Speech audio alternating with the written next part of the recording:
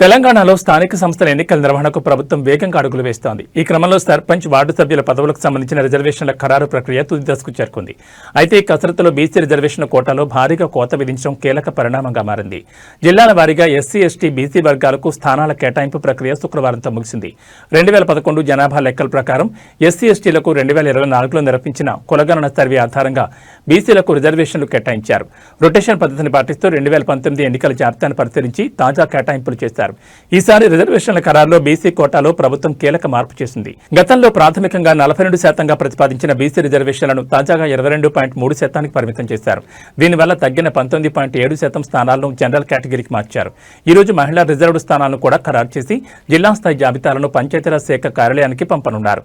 రిజర్వేషన్ల ప్రక్రియ పూర్తయినప్పటికీ తుది జాబితాను ప్రభుత్వం వెంటనే విడుదల చేయడం లేదు. గ్రామ పంచాయతీ ఎన్నికలపై ఈ నెల 24న హైకోర్టు తీర్పు వెలువడనుంది.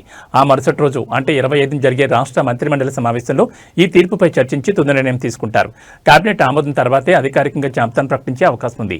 ఈ పరిణామాలతో సర్పంచ్, వార్డు సభ్యుల పదవుల ఆశావాహులు హైకోర్టు తీర్పు, కేబినెట్ నిర్ణయం కోసం ఉత్కంఠకు ఎదురు చూస్తున్నారు. ప్రభుత్వ వర్గాల సమాచారం ప్రకారం డిసెంబర్ తొలి వారంలోగా ఎన్నికల నోటిఫికేషన్ విడుదలయ్యే అవకాశం ఉన్నట్టు తెలుస్తోంది.